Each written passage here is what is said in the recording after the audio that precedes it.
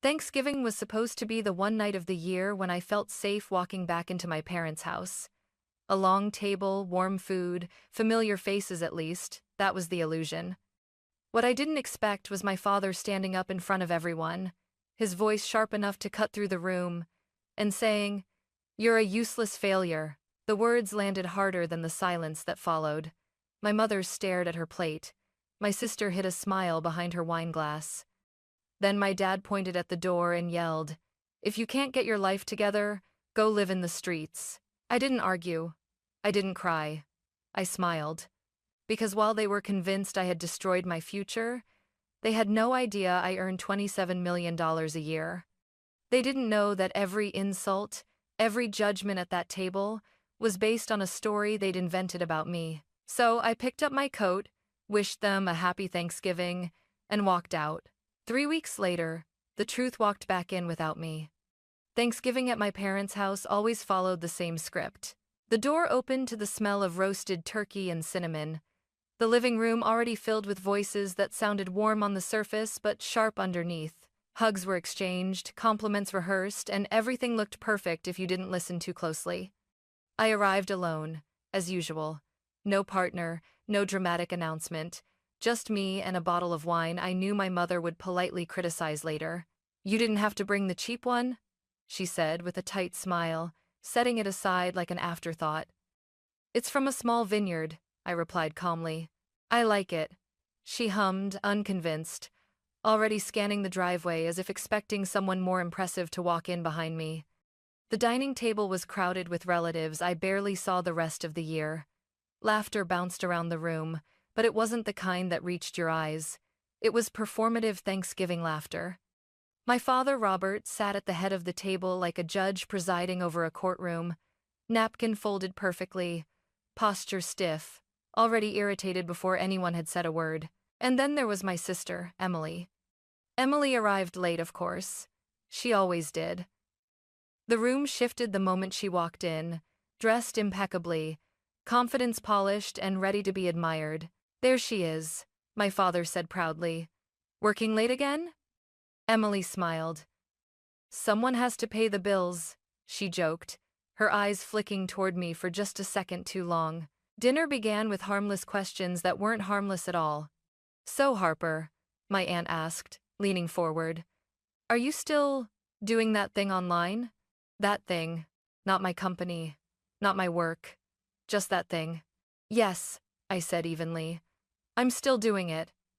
My father chuckled, shaking his head. "I don't know how you live without a real job. No stability, no structure." My mother nodded. "We just worry about you. You're not getting any younger." Emily sipped her wine and added softly, "It's not too late to start over, you know. Some people just need more time to figure things out." I smiled and took a bite of turkey that suddenly tasted like cardboard. I'd learned years ago that defending myself only made it worse. The more I explained, the more they heard excuses. So I stopped explaining. They talked over me as if I weren't there about Emily's promotions, her busy schedule, her responsibilities. My father beamed like her success was proof that he'd done everything right as a parent. And every compliment she received felt like a quiet indictment of me. At one point, my mother leaned across the table and whispered, not quietly enough, "You know, if you ever need help getting back on your feet." I met her eyes. "I'm fine." She sighed. "That's what worries us." The irony almost made me laugh. I looked around that table, at the people who shared my last name but had never really seen me. They thought they knew my life because they'd decided who I was years ago, a disappointment, a cautionary tale, the child who didn't follow the rules. They had no idea how carefully I'd built my world, how deliberately I'd kept it separate from theirs. And as dessert was being served, I felt the tension tightening, the impatience in my father's jaw, the way Emily's smile sharpened with every passing minute. This wasn't just dinner. It was a verdict waiting to be announced. I didn't know exactly when my father would explode. I only knew it was coming. Dessert had barely touched the table when my father finally snapped. It wasn't dramatic at first. No shouting. Just that tight, dangerous calm in his voice, the kind that meant he'd already made up his mind. He set his fork down carefully, wiped his mouth, and looked straight at me. "So," he said, "what exactly are you doing with your life, Harper?" The room went quiet. Every conversation around the table faded into an awkward hush. I felt all eyes turned toward me, waiting, some curious, some smug, some already convinced they knew the answer. "I'm working," I said. "I've told you that." My father let out a short, humorless laugh. "That's not an answer. You're 32 years old. No degree, no career anyone can explain, no future plan we can see." He leaned back in his chair. "How long do you expect us to pretend this is normal?" My mother shifted uncomfortably. "Robert, maybe this isn't the time." "No," he cut in sharply. "This is exactly the time. We keep dancing around it every year and nothing changes." Emily tilted her head, feigning concern. "Dad's just worried about you, Harper. We all are." I looked at her. "Funny. It doesn't feel like worry." Her smile thinned, but she didn't respond. My father's voice grew louder. "You've been coasting for years, living in that apartment, doing your little projects, acting like you're independent when everyone knows you're barely getting by." I felt my chest tighten. "I've never asked you for money. Not once." "That's not the point," he snapped. "The point is you're a failure who refuses to admit it." The word hit me harder than I expected. Failure. He said it so easily, like it had been sitting on his tongue for years. My mother finally spoke, her tone cool and controlled. "We've tried to help you, Harper.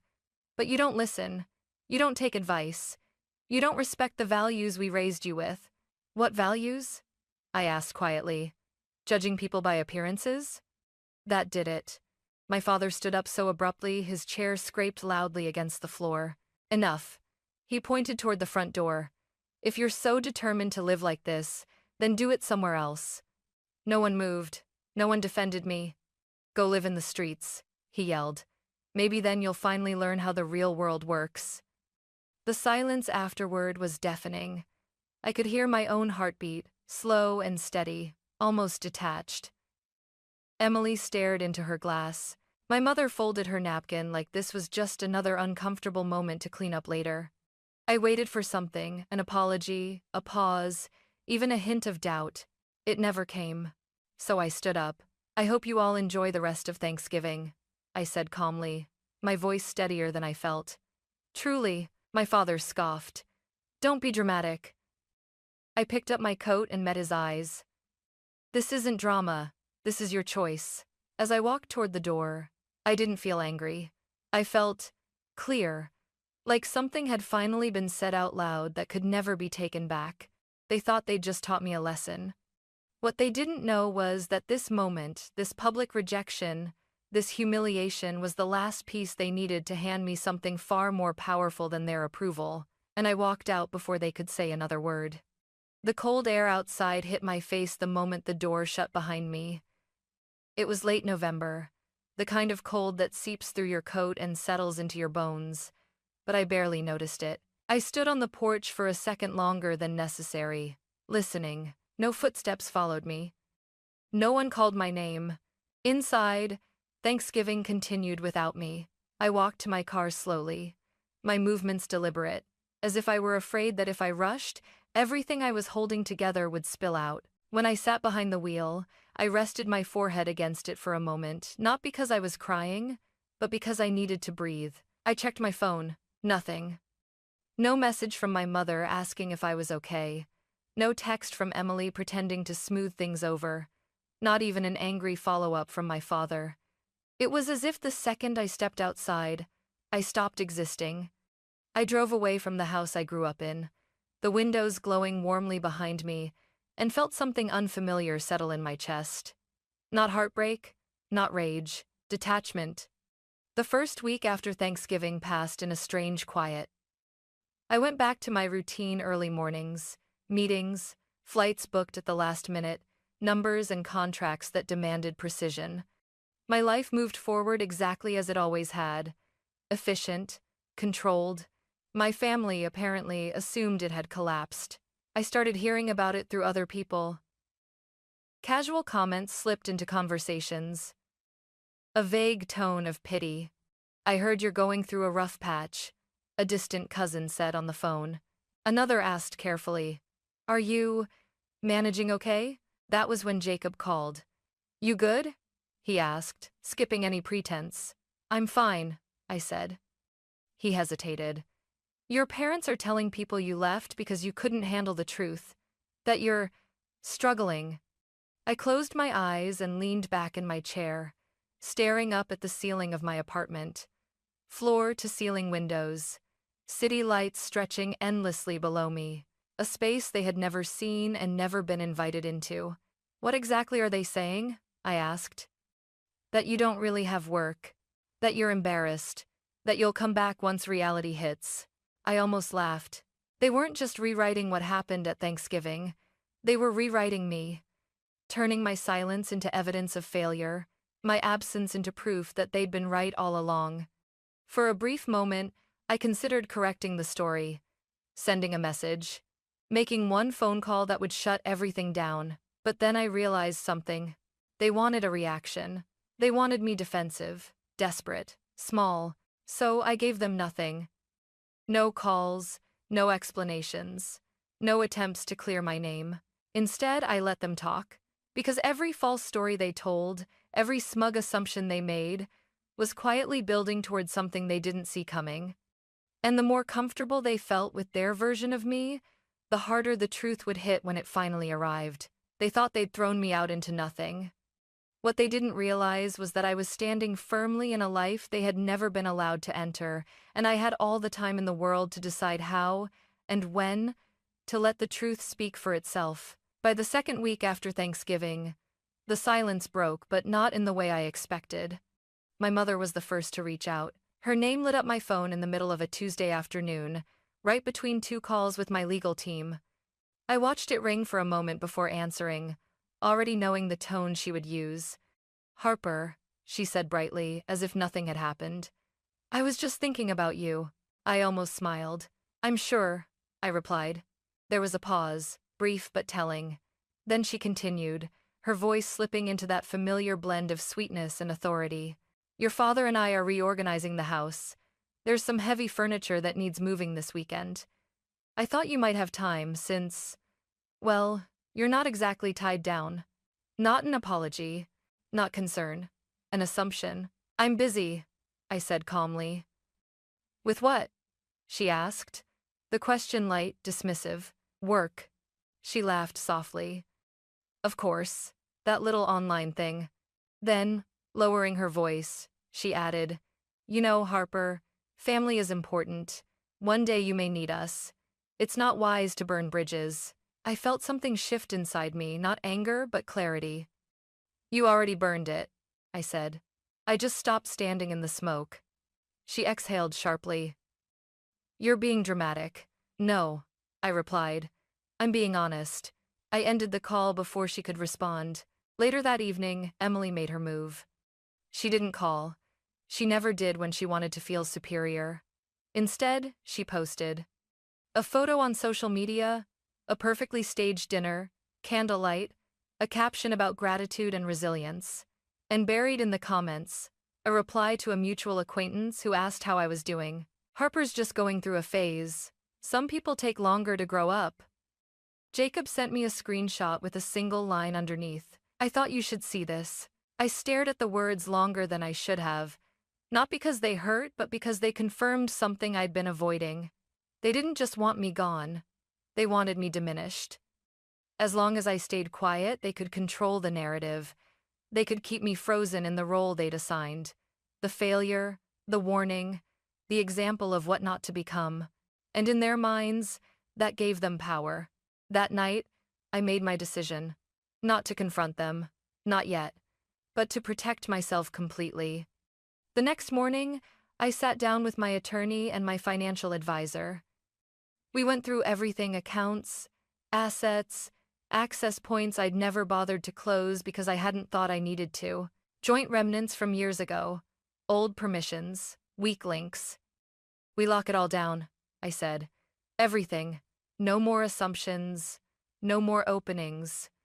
I also authorized a quiet review, nothing aggressive, nothing illegal, just facts, public records, financial patterns, information I was entitled to know, not because I wanted revenge, but because I wanted leverage if they crossed another line. And then I stepped back again. No messages, no corrections, no explanations. I let them believe what they wanted. Because people who think they're in control tend to get careless. They talk too much. They push too far. And I had learned something important about my family over the years. When they thought I was weak, they felt safe. And that safety, their smug certainty, their careless arrogance, was going to cost them far more than they realized. 3 weeks after Thanksgiving, my father called me. Not to apologize. Not to ask how I was doing. To demand an explanation. "Harper," he said sharply the moment I answered, skipping any pretense of warmth. "Why am I hearing your name from people who have no business talking about you?" I leaned back in my chair, the city spread out beneath my office windows, sunlight glinting off glass towers my parents didn't even know I worked in. "That depends," I said calmly. "What are they saying?" He hesitated just long enough to tell me he was rattled. "They're saying you're some kind of executive," he snapped. "That you're involved in companies making real money. Don't insult my intelligence. If that were true, we'd know." That was the moment I realized how deeply they believed their version of me. Not hopeful, not curious, certain. "I never lied to you," I said. "You just never listened." My mother's voice suddenly cut in on speaker. "Harper, please, if this is some kind of misunderstanding, we can talk it through. You don't need to embarrass the family." "Embarrass them," I smiled. "I'm not embarrassing anyone," I replied. "I've been invited to speak at a public event tomorrow night. You might want to watch." Silence. "What event?" Emily asked sharply, her voice tight for the first time since Thanksgiving. "You'll see," I said, and ended the call.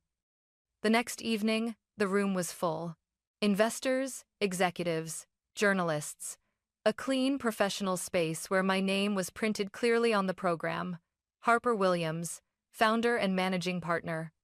I walked onto the stage to polite applause that grew warmer as I began to speak about growth, about resilience, about building something quietly while being underestimated. I didn't mention my family. I didn't need to, because the truth was doing the work for me. The next morning, my phone exploded. My mother called first, then my father, then Emily 3 times in a row. When I finally answered, my father's voice was unrecognizable. Not loud, not commanding, thin. "Why didn't you tell us?" he demanded. "I tried," I said evenly. "You laughed." My mother jumped in, her tone trembling now. "Harper, you have to understand how this looks. People are asking questions. They're saying things." "Yes," I replied. "They're saying the truth." Emily finally spoke, her voice sharp with panic. "Do you know how humiliating this is for us?" Everyone thought. "Thought I was nothing?" I cut in. "You made sure of that." They started talking over each other then. Explanations, justifications, rewriting history in real time. "We were just worried. We pushed you because we cared. You should have told us." I let them talk until they ran out of breath. Then I said, quietly, "You didn't lose me 3 weeks ago. You lost me at that table. When you told me to go live in the streets and watched me walk out." My father tried to regain control. "This doesn't change the fact that we're your family. It changes everything," I replied. Because now, the power dynamic had shifted. They weren't judging me anymore. They were afraid of what I represented, afraid of what I might say, afraid of what people would connect, afraid of how small their certainty suddenly looked under the light of facts, contracts, and public truth. I hadn't raised my voice once. I hadn't insulted them. I hadn't needed to. All I did was exist openly, visibly, undeniably. And as the calls kept coming, as their control crumbled into frantic damage control, I realized something that surprised even me. Walking out of that Thanksgiving dinner hadn't been the moment I lost my family. It had been the moment I finally stepped out of the story they wrote for me and into one they could no longer edit, silence, or take away. And this time, I wasn't smiling to survive. I was smiling because they finally understood. I was never the failure. The days after everything came out were quieter but not peaceful. My family stopped calling all at once, as if they'd agreed silence was safer than saying the wrong thing. But I could feel the fallout spreading anyway, moving through the same social circles they'd once used to elevate themselves. Jacob kept me updated, careful and factual, never dramatic. "Your dad hasn't been to his club all week," he told me one afternoon. "People are asking questions. A lot of questions." I wasn't surprised. My parents had always cared deeply about appearances. They thrived on being seen as respectable, successful, in control. And now, the narrative they'd built for years had cracked. Not because I attacked them, but because the truth didn't match the version of me they'd been selling. Emily took it the hardest. Her confidence, which had once felt untouchable, started to fray. Invitations slowed. Conversations grew awkward. People who had once nodded along when she talked about her struggling sister now looked at her differently, curious, skeptical, sometimes openly judgmental. It turns out, humiliating someone only works when the lie holds. My mother tried again a few days later. This time, the message was short: "We need to talk. Privately." I didn't respond right away. I read it, set my phone down, and went back to work. Meetings, contracts, decisions that affected hundreds of employees, people who depended on me to stay steady and clear-headed. That was my priority now. When I finally replied, it was simple. "I'm open to a conversation. With boundaries." She didn't like that. "You're being cold," she said when we eventually spoke. "This isn't how family treats each other." I almost laughed. "Almost." "This is exactly how family treats each other," I said calmly. "You just don't like being on this side of it." There was a long pause. Then her voice softened, carefully chosen. "We didn't realize how much we hurt you." "That's the problem," I replied. "You didn't try to." I wasn't interested in apologies shaped by consequences. I didn't need tears now that the audience had changed. What I needed, and what I was finally allowing myself to claim, was distance. So I made it official. No more unannounced calls. No more public commentary about my life. No more access to my time, my work, or my decisions. Everything went through clear, respectful channels, or not at all. My father didn't respond well to that. He sent one message, curt and bitter: "You think you're better than us now." I read it once and deleted it. Because the truth was, I didn't think I was better than them. I just refused to be smaller anymore. And for the first time in my life, I wasn't waiting for their approval, their understanding, or their permission to move forward. The space they left behind wasn't empty, it was freeing. Thanksgiving had taken something from me. But in return, it had given me something far more powerful: clarity. And clarity, I was learning, changes everything. The final call came late on a Sunday evening. I knew it was coming before my phone even rang. There was a pattern to these things. When control finally slips, people reach for whatever thread they think still connects them. This time, it was my mother. "Harper," she said softly, as if lowering her voice might undo everything that had already happened. "We can't keep going like this." I stood by the window of my apartment, watching the city glow beneath me. "This is exactly how it needs to go," I replied.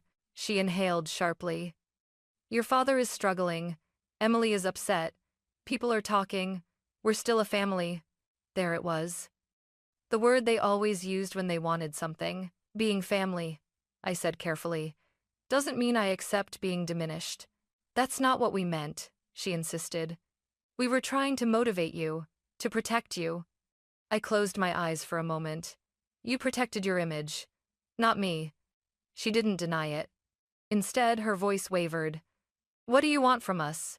It was the first honest question she'd asked me in years. "I want accountability," I said. "Not excuses, not rewrites. I want you to acknowledge what you did, what you said, without turning it into a lesson or a justification." Silence stretched between us. "I don't know if your father can do that," she finally admitted. "I know," I replied. "That's why things are different now." She tried once more, her tone almost pleading. "Can't we just start over?" I shook my head, even though she couldn't see it. "You don't start over without finishing the truth." When the call ended, I didn't feel relief or sadness. I felt settled, like a door closing gently instead of slamming shut. Later that night, Emily sent a message. Just one line. "I never thought you'd actually leave." I stared at it for a long time before responding. "I didn't leave." I typed back. "I stopped waiting." She never replied. That was when it truly ended, not with shouting or revenge, but with understanding.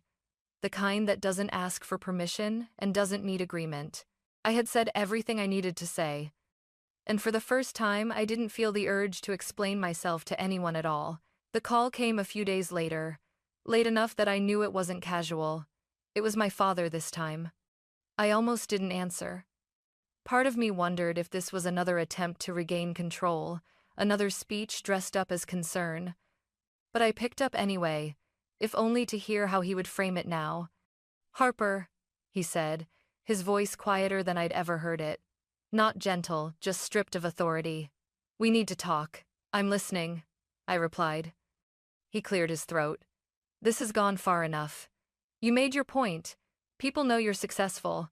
There's no need to keep punishing us." Punishing. The word settled heavily between us. "I'm not punishing anyone," I said slowly. "I'm protecting myself." "You embarrass this family," he snapped, the old edge slipping back in. "Do you have any idea what people are saying about us?" "Yes," I said.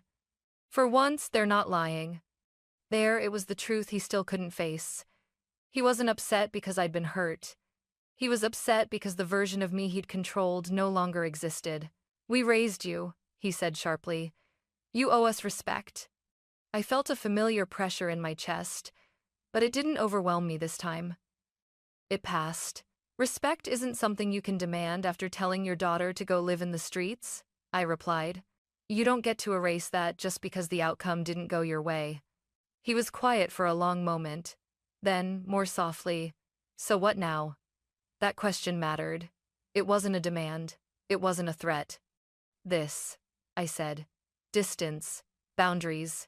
No more public commentary about my life. No more assumptions about what I owe you. And if we don't agree?" I didn't hesitate. "Then nothing changes." He exhaled slowly. "You've changed?" "No," I said gently. "I've grown." When the call ended, I sat there longer than I expected to, letting the silence settle. It didn't feel empty. It felt earned. Later that night, my mother sent a message, not an apology, not a defense, just a simple sentence. "I didn't realize how strong you were." I read it once and set my phone down. Strength wasn't something I needed them to recognize anymore. Because strength, I'd learned, isn't about winning arguments or proving your worth. It's about knowing when to stop explaining yourself to people who only hear what benefits them. That Thanksgiving, they thought throwing me out would break me. What it actually did was free me to finally decide who gets to stay in my life and who doesn't. And this time, that decision was mine alone. A month after Thanksgiving, I found myself standing in my kitchen late at night, city lights stretching endlessly beyond the windows. The chaos had settled by then. The calls had stopped. The rumors had cooled. Life had returned to its steady rhythm. And for the first time, I noticed how quiet it felt inside me. Not lonely, not empty, peaceful. I thought back to that night, the table, the plates of food, my father's voice cutting through the room, the door closing behind me. For years, I'd believed that moment would destroy me, that being rejected by my own family would leave a permanent fracture. Instead, it clarified everything. I realized I hadn't lost a home that night. I'd lost an illusion, the belief that love had to come with judgment, that belonging required shrinking myself, that silence was the price of acceptance. Walking away didn't make me cold. It made me honest. I stopped chasing approval that was always conditional. I stopped carrying guilt that was never mine. And I stopped explaining my life to people who only listened when it confirmed what they already believed.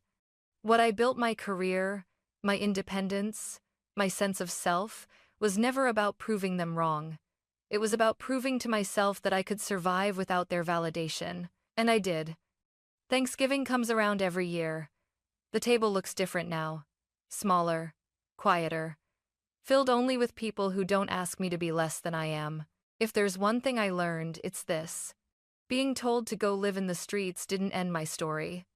It began the moment I realized I never needed their permission to stand on my own, and that more than money, more than success was the freedom that finally felt like home.